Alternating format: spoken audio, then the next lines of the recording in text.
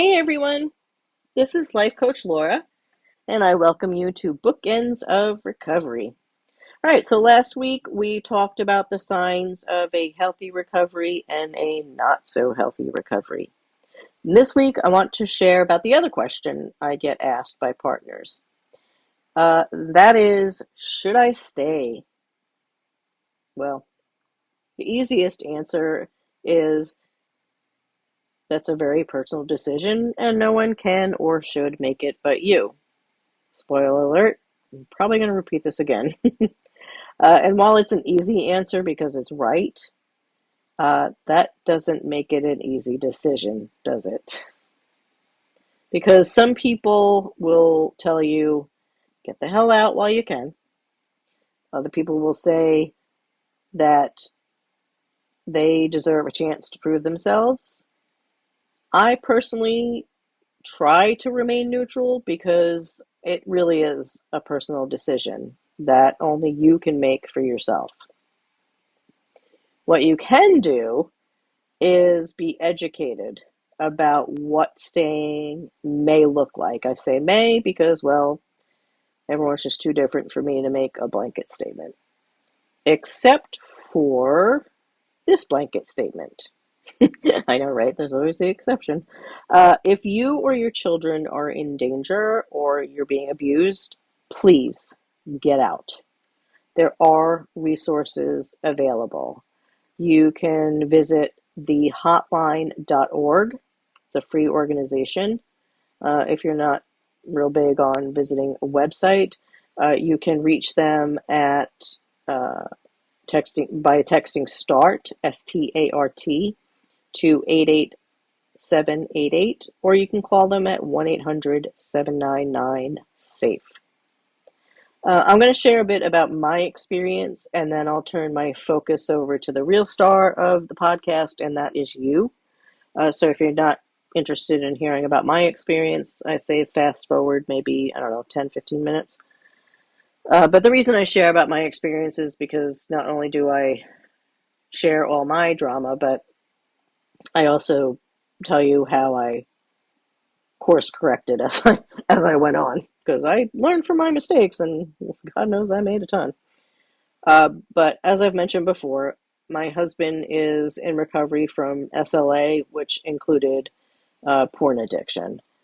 And thankfully, all these years later, after disclosure, we're still together. Our marriage is way, way better than it was before.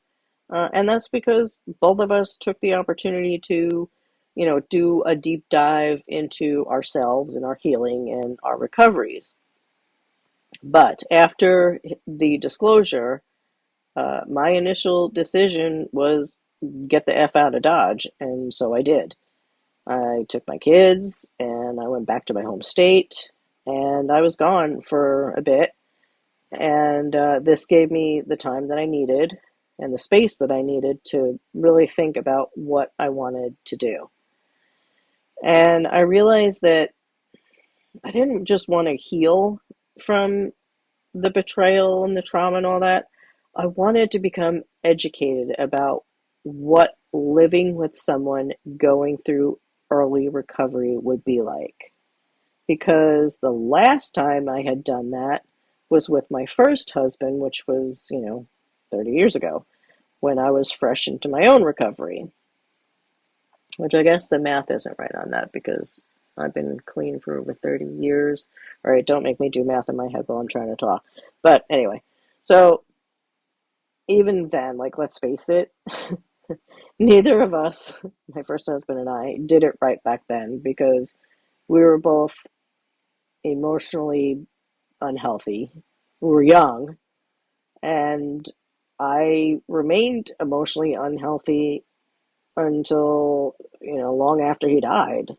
And so this time I want, I needed to do things right. And not just for my relationship, but for me. I needed to be a stronger and healthier version of myself, after the dust of, the disclosure settled. And that was whether I decided to stay or leave. I needed to be a better me. So when I was ready, I went back home and I created strong boundaries because that was something that we did not have. We had become just enmeshed with one another. And these boundaries were new to us, and there was definitely some adjusting in there, but it was worth it. Tough, but worth it. And it helped me to take the relationship in the recovery and looking at it in small bites. And so what I did was I set a time limit for myself to reevaluate things. So first it was like 6 months, and then it was, a year. And then I also focused on myself. And it helped when I stepped back and recognized like the small strides he was making in his recovery instead of like looking for these massive steps, because early on they're just not going to be these huge strides in recovery. It's just there's just too much going on in their brain. It's just not going to happen. We're looking for this huge like overnight success, and sadly that just does not happen.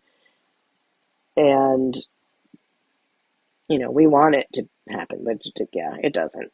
um, and he was sharing his feelings with me, which was something that he hadn't done before. And not only that, but he was being so open, honest, and transparent, which was amazing.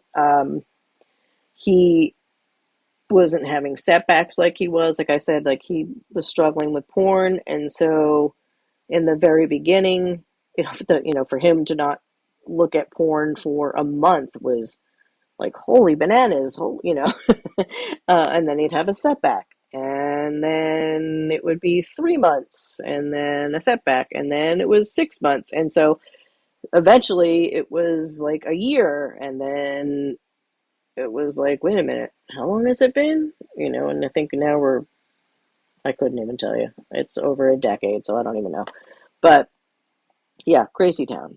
And so I needed to focus on the small strides, just the no more angry outbursts, no more passive aggressiveness, just that kind of stuff. And he had full accountability for himself. He wasn't blaming me. He was just risking sharing his emotions, and I did the same thing with him. We talked about the check-in conversations last week, and so those were pivotal. That's not even a word. Those were pivotal in how we were learning how to communicate properly. And we used the concept of us approach, which I also talked about. But in case you missed that, it meant that we had found our independence again, because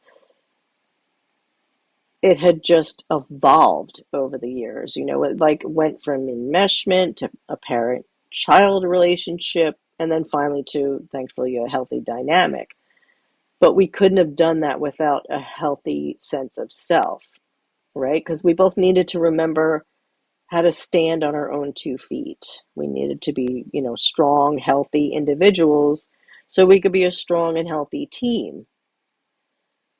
I didn't want my husband's approval to make me feel whole, and he didn't want my validation for him to feel emotionally satisfied, because that can only come from within. And so we found that having those 3 separate recoveries and healing, mine, his, and then ours, that allowed us to focus on ourselves, and it gave me the time I needed to heal from my trauma before trying to repair the relationship. And this way I could take things a bit slower if I needed to, whether it was that day, week, month, whatever, without feeling a ton of pressure, right? And so I took the gift of any time I could get. I think just being able to just, step back and do that was beneficial to my own journey. And that approach may not work for you, and that's okay. And something else that I did, because I was a very, or not was, I still am, I'm a very visual person. I looked at, I don't know if I said this last time, but I looked at my recovery, because my husband and I have do recoveries in a very different way.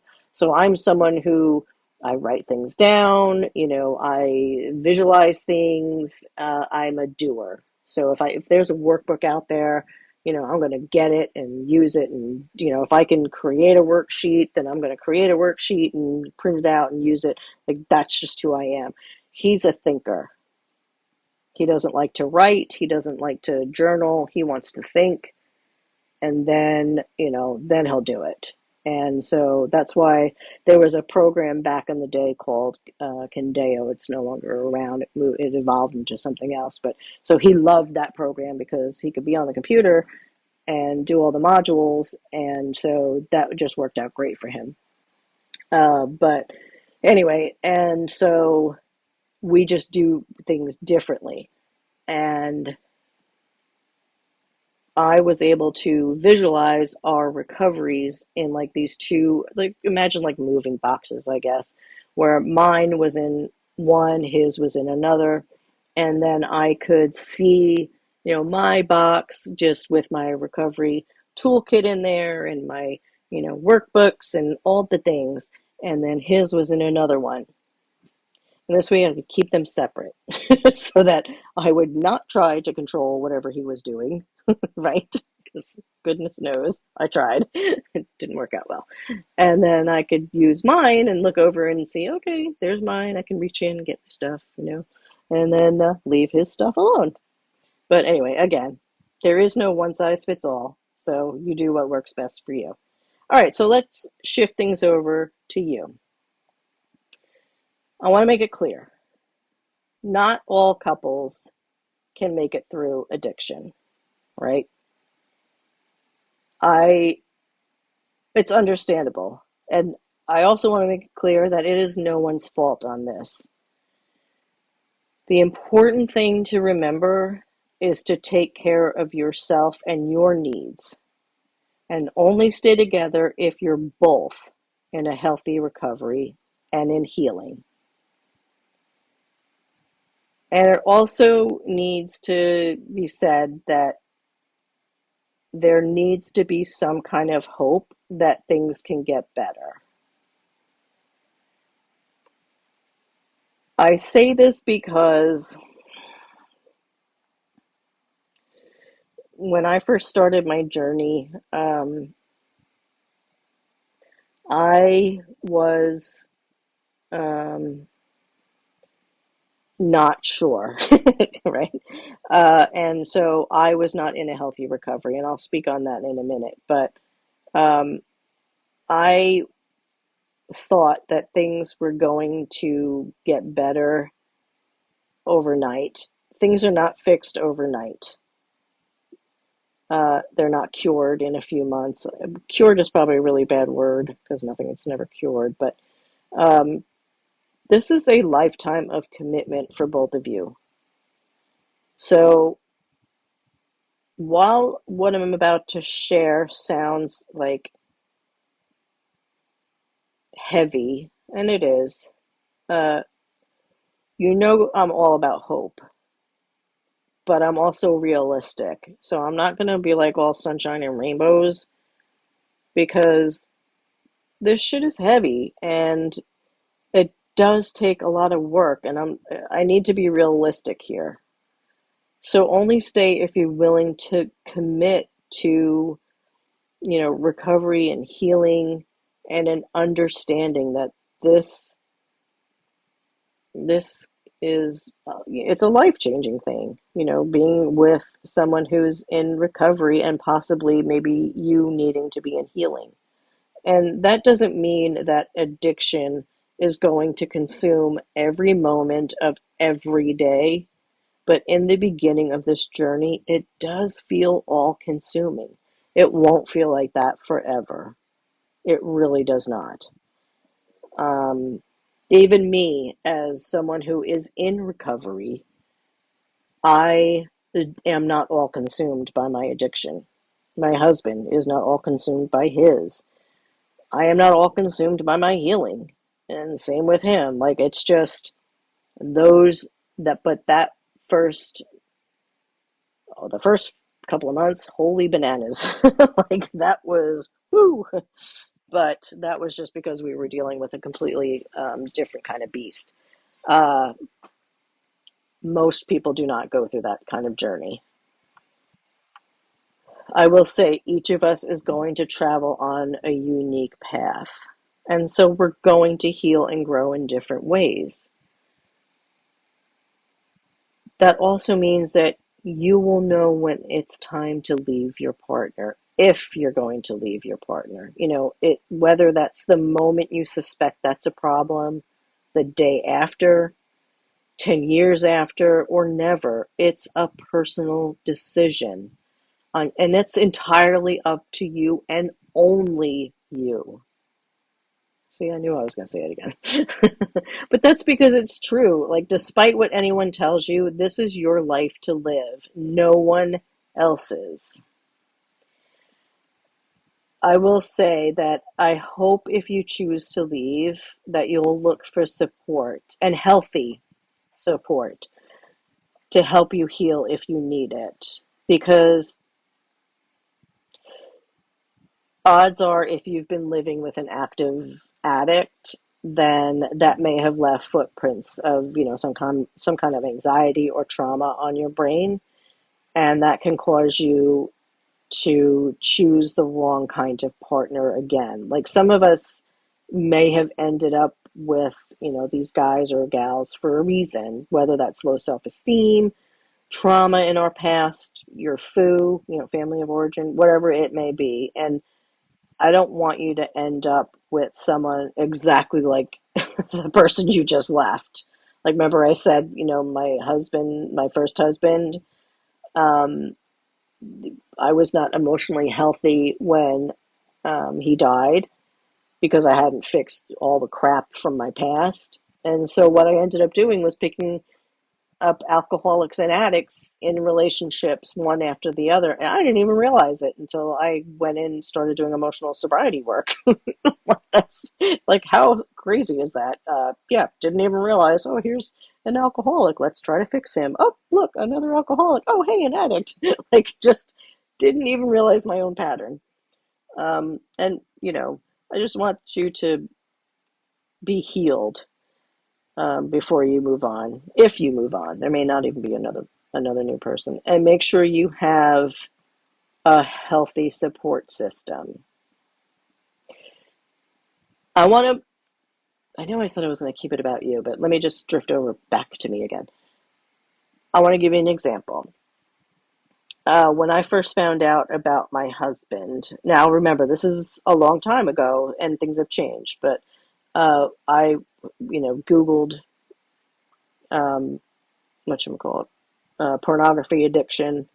And the first thing I found, I joined this group and was looking for support, and I was looking for hope.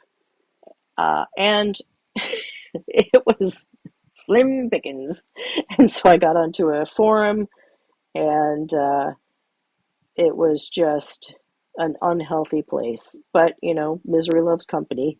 And so I stayed on that place, and just everyone was just like, leave, there's no hope, they don't recover, they're just going to crush you and blah blah blah. And so that mentality was like in my brain, like, yeah, wow, my husband's an asshole, I can't believe this, blah blah blah. And so I kind of started thinking that way. And then people would say, well, did you know that people do this when they have this addiction, and people do this? And so I started putting those behaviors into my head and projecting them onto my husband, which he had no issues with.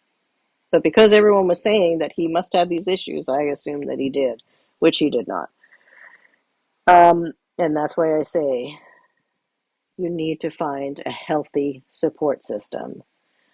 I realized I wasn't trusting my own instincts. My body was telling me, like every time I would log on to this forum, my stomach was in knots, my pulse was racing, and I just thought it was because I was about to, you know, deal with the addiction. No, it was because my body was like, why are you logging onto this site that makes you miserable?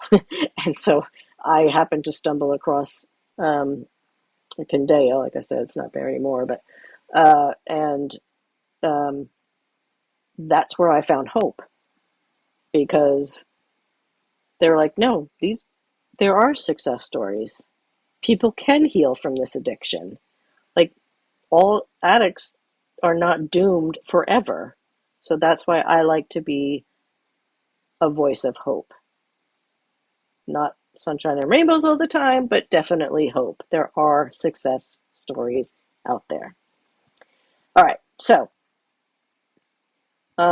there are no right or wrong answers, and I just want you to consider things as you move forward in your relationship, if that's what you want to do. This is going to sound like a lot, so if you feel like it's sounding overwhelming, go ahead and hit pause. I did a grounding exercise, like 101, 102, on my website, um, lifecoachlaura.org. Just search for that under the blog thing, and pull that up. It's got a lot of grounding techniques. Some of them are super easy and some are a little bit more in depth. But if you're starting to feel like, oh my God, this is so much to deal with, search that, and got some cool grounding stuff. But I want you to remember that not everything that I'm asking you is going to present itself right away. And not all of this happens. These are just some things for you to think about. So don't get too bogged down, okay? Remember also that, again, addiction is not 100% of all of your day. You need to schedule in self-care. And if you're someone in recovery that happens to be listening to this, you also need to be scheduling in self-care. Don't forget about that. All right, so let's get started. Finally, right? I want you to think about, can you still love your partner even though they have an addiction or a struggle with unwanted behaviors? And you're probably wondering why I'm asking it in this way. I ask that I phrase it in that way because sometimes when people are struggling with something, whether it's, you know, me with cocaine, my husband with pornography, uh, somebody with gambling, somebody with drinking, food addiction, shopping, it can happen in various degrees. And so they may look at it and go, well, I'm not an addict, but I'm definitely struggling with a behavior. And so that's why we phrase it that way. So I'm not trying to be like all weird about it, but that's why I say it like that. Okay. So can you still love your partner even though they have an addiction or they're struggling with an unwanted behavior? Okay. Now, I want you to remove the addiction or struggle from the relationship for a minute. All right. Now that you've done that, separate the addiction from your loved one and ask yourself, are they a good partner who treats you with dignity and respect? I'm not saying like, do they roll out the red carpet every time you come home, or, you know, remember those old cartoons where people would put the coat over a puddle or carry you across the, puddle or whatever so your feet don't get wet.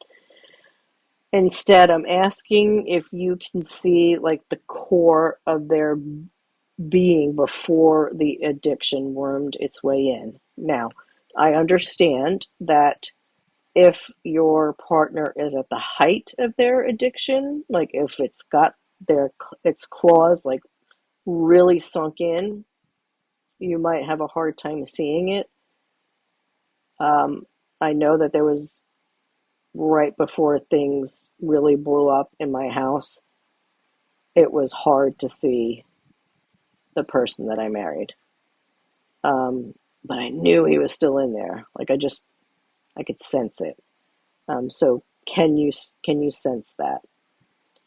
Um, because you need to be able to see that person who treated you the way you deserve to be treated. If there are kids involved, are they a good parent to them? If they aren't being the best parent they are in this very moment, do you think that there's a possibility they could improve? And it's really, really important that you are being very honest with yourself, because you're not going to do yourself any favors if you're not. Again, setting the addiction aside, do you guys share interests like, I don't know, love of travel, animals, movies, gardening, exercise, gaming, like whatever it may be that brought you guys together? Uh, are you still sharing those same interests? I will say that after my husband and I um, went on our like deep dives, we still share the same interests, but then we also created, like, found our own, which was kind of cool. So, but anyway, and like, do you make each other laugh, genuinely laugh, and connect? Okay, because remember, we're taking the addiction out of the equation at this moment. Is your loved one truly remorseful for anything that their addiction may have caused? Or do you think that they're just going through the motions just to either shut you up, appease you, whatever? Because sometimes they'll um, they'll go to like a counselor once or twice, or they'll attend a meeting or go to a support group or whatever, and then that lasts for like a month, and then they're back doing the same old stuff. So, are they letting you know they're going to do whatever it takes to get help? Do you believe they're sincere? So, obviously, most of the work is going to be theirs. And I say most because, you can only do your part, and that means like holding space for them as their partner. But these are like important questions to consider. All right, so now we're going to put the addiction back into the relationship and ask yourself if you still love your partner despite their struggle, and answer these questions. And these are going to get a bit tougher. So, again, if it's a gentle reminder, if you needed to take a break, go ahead and take it. Now, these are possibilities. I'm not saying that everyone's the same because, again, we all recover in our own way. And I talked about last week that if it's up, well, not if, the person in recovery gets to decide how they're going to recover, what their recovery is going to look like. And it's up to you whether you feel that's a good recovery for you. And so you need to be mindful of whether or not you can handle that. So, can you handle the possibility of a lifetime filled with meetings and appointments? Not just for your partner, but maybe even for you, depending on what kind of healing you may need or what kind of recovery you choose. So let's just say, I don't know, maybe your partner wants to be in 12 steps and they want to do 12 steps forever. Maybe you're choosing to do 12 steps. Is that something that you're going to want to do? Maybe you want to go to counseling. Is that something you're going to want to do forever? I'm not saying everybody does it forever, but there is a possibility that, 5 years from now, you may need some fine tuning. Like, for instance, we had a situation come up in our house where my husband was like, you know what? I want to go talk to our counselor. And he hadn't seen our counselor in like 2 years, just for fine tuning, just because that's just what he wanted. It's like, cool, go talk to her. Um, can you accept that you have no control or responsibility for your loved one's actions? This can be a hard one for us because, well, I say that maybe it's not for other people, but it was for me, because I was somebody who was so used to being a caretaker. I was also a control freak, so I really wanted to um, kind of take over, especially because I was of the mindset that because I had been clean for so long, I thought I knew better, and it turns out I did not. I had an ego problem as well. So, and also, despite what your loved one may tell you, you're not responsible for their recovery. You're not responsible if they have a setback.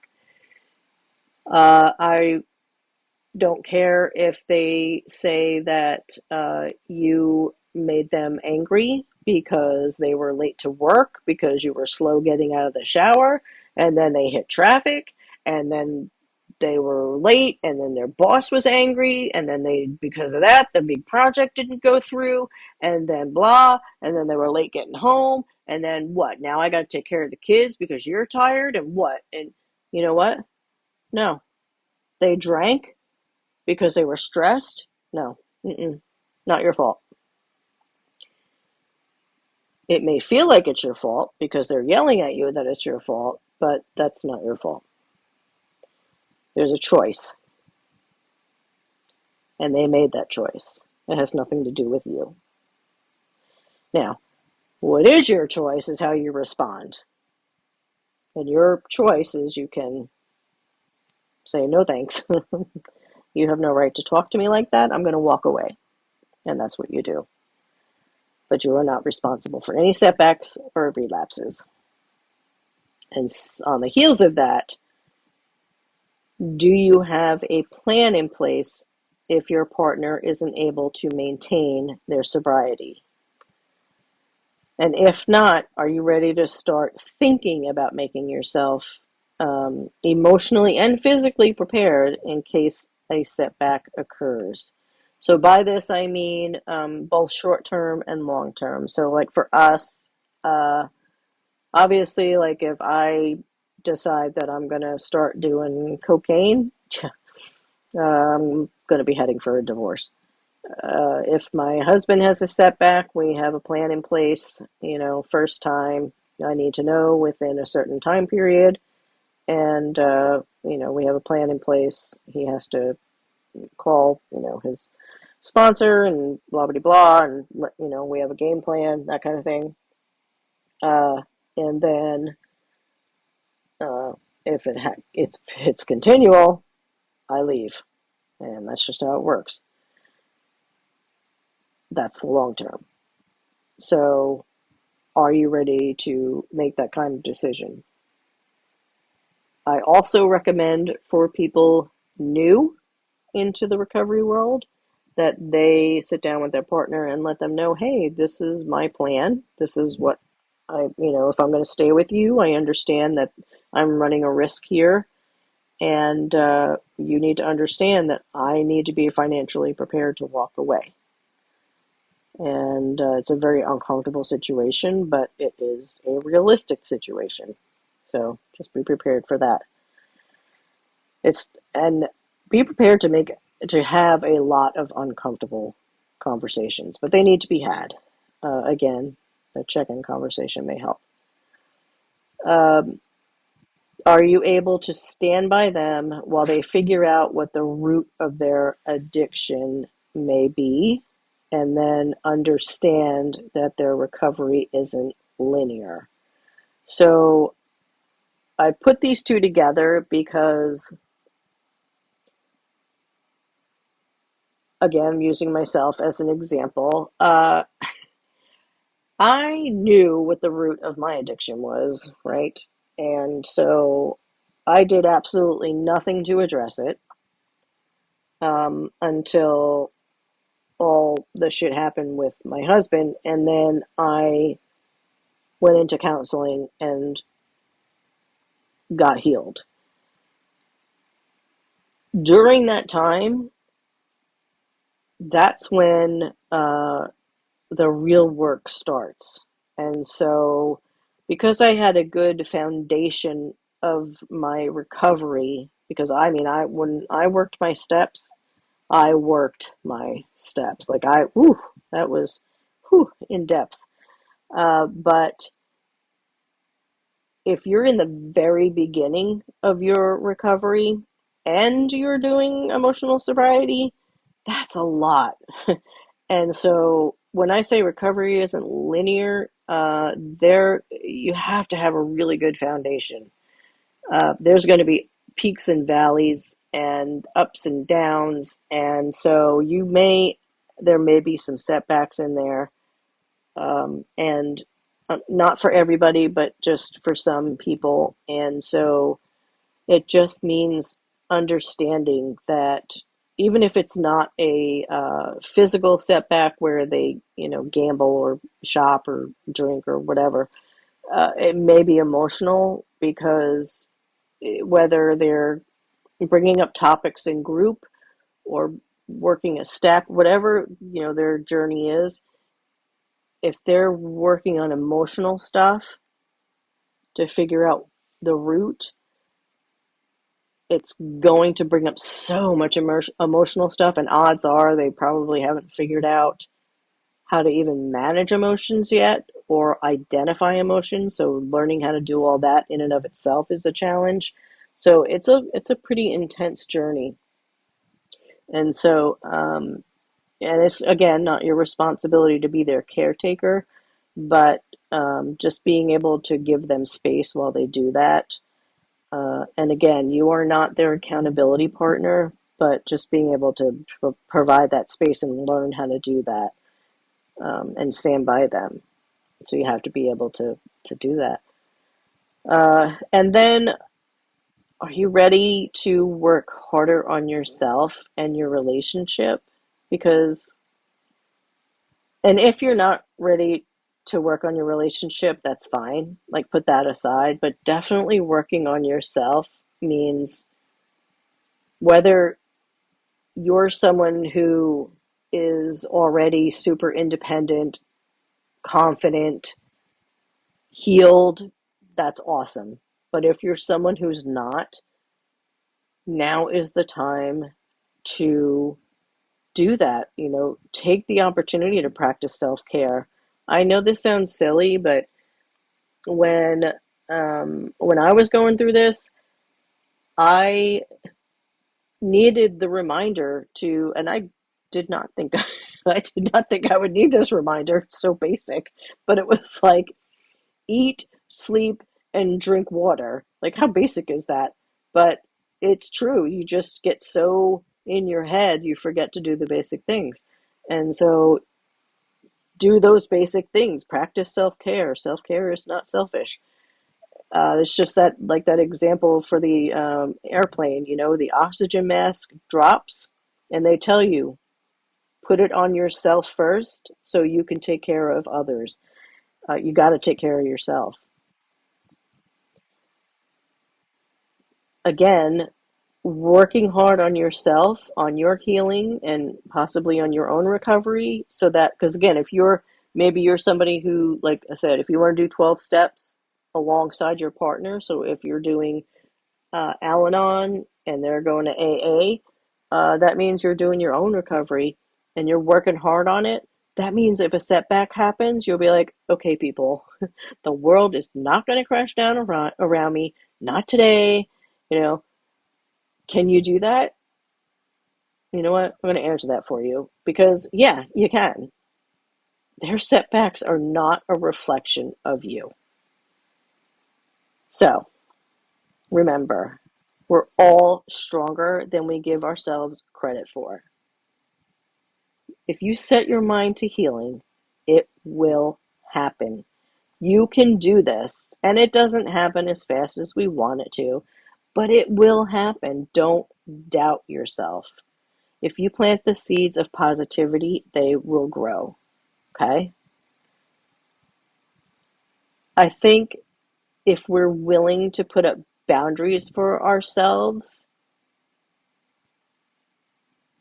that is one of the biggest things we can do. And that, whether that means like walking away or whatever, but also defining what a healthy recovery meant to me. You're not responsible for your loved one's sobriety or recovery. They are. So no matter the amount of crying or pleading or shaming or begging, leaving hints or anything else, that's not going to get them clean. Only they can do that. They have to want it. And you deserve to put yourself at the top of your priority list. And so many of us forget to do that.